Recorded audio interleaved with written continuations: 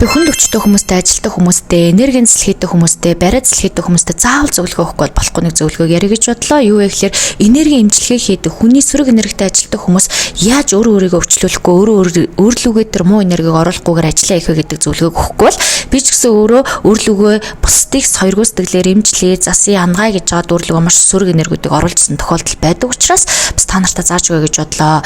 Юу гэсэн үг вэ гэхээр энийг бол энергийн нэвчилт буюу дам татах гэж нэрлэдэг. Юу гэсэн үг вэ гэхээр бусдын энергийн асуудлыг эмчилж яагаад тэр бусдын зовлон буюу бусдын сөрөг энергиудыг өөрлөгөө оруулах буюу өөрлөгөө татчихна гэсэн үг. За дээрэс нь энийг бол энерги гэдэг чинь хүн рүү нэвчих боломжтой байдаг учраас та бусад хүмүүс засал хийж байгаа хооронд тань руу ингээд сөрөг энергиуд бол нэвчдэг. Тэгэхээр энергийн цэцлийн дараа байнга өөрийнхөө энергийг цэцдэг аргыг яг энергийн цэцлийнхаа нэг хэсэг гэж ойлгох хэрэгтэй. Та хүнд энергийн цэцэл хийж өгнө, эмчилгээ хийж өгнө, бариа хийж өгнө, дараа нь өөрийгөө заавал эдгээдэг, ангаадаг, эмчилдэг, хамгаалдаг байх ёстой.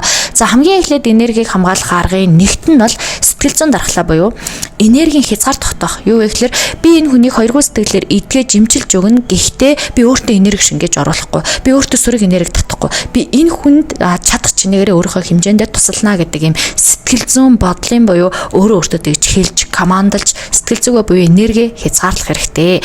За хоёрт нь болохоор суврах хэмээх төвлөрлийн бяцлаглалын арга байдаг. Юу вэ гэхээр өөрийнхөө дотор ингээд амьсгалаа сайхан аваад гаргаад энергийн цэцэл хийхдээ, бариа цэцэл хийхдээ өөрийгөө сайхан бэлдээд өөртөө юм гэрлэн бүрхүүл байж болно, гэрлэн гурвалжин сувраг бүтээж болно юм өөрийнхөө нэм гэрэл буюу тэр хүнийг эдгээ хийсэн гэдэг сайхан сэтгэлийн үүднээс үүссэн тэр энерги хамгаалт өөртөө хамгаалж байна гэдгийг мэдрээ тэр хамгаалтандаа бат итгэх ёстой. Хоёргоо сэтгэлээр энэ ажлыг хийх ёстой гэх юм уу. За гуравт нь бол байнгын хүний энергитэй өвчин зовлонтой ажилтдаг хүн бол байнгын цэвэр агаарт гарч явах ёстой. Байнгын цэвэр агаарт гарснаар уулсанд гарснараа энерги цэвэрлэх боломжтой байдаг. Мөн энергийн эмчилгээ цэвэрлэгээ хийсний дараа дандаа далайн давстай усанд орж явах хэрэгтэй. Давсны энерги бол хүний сөрөг энергийг маш сайн цэвэрлж өгдөг. Тэр тусмаа бусдаас орж ирж байгаа, дам татж байгаа, шингэж орж ирж байгаа энергиудыг сайхан цэвэрлэж өгдөг. Бусдын хил амнаас орж ирж байгаа энергийг цэвэрлэдэг учраас давстай усанд байнга орж сөрөг энерги, шингээсэн энерги цэвэрлэж байгаарай гэж та нартай зөвлөмөр байна. За нөгөөх нь галын хүчээр хариуцлах. Юу вэ гэхээр гал буюу өөрийн эргэн тойрондоо лаг байн гасааж ажлын байран дээрээ өөрт би бол өдөр бол гасаадаг шүү дээ. Тэгэхээр над дээр хүмүүс эрэхтэй авих лаа авчирч өгч бэлгэлдэг энэ бол маш гой бэлэг болдог. Яагаад гэвэл би байн хэргэлдэг учраас тарны хамгаалт гэж болно. Өөрийгөө ажиллаа хийхээс өмнө өөрийгөө хамгаалдаг тарнаа уншаад ажиллаа дуусны дараа тарнаа уншчих хэрэгтэй. Бариа буюу яг гараараа ингээд хийдэг гараараа хийдэг ажлын дараа бол гараа сайхан нэрмэл архитай усанд гараа дүрх, гараа угаах эсвэл хүүхэд усанд заавал гараа барьж эсвэл юм чулуу ингээд гартаа атгаад байгалийн чулуу гартаа атгаад гартаа наалцсан сөрөг энергиудыг цэвэрлүүлж байх хэрэгтэй.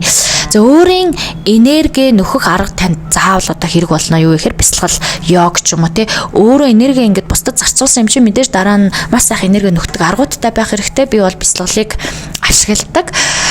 За тэгээд хамгийн чухал 3 зүйлийг хэлж өгөө. Би бол аврагч биш, дамжуулагч гэж хэлэх хэрэгтэй. Та ингээд өөрөө энергийг дамжуулснараа энэ хүмүүсийг эдгээгээд авраад тэр хүмүүсийг ингээд ангаагаад байгаа гэдгийг ойлгох хэрэгтэй.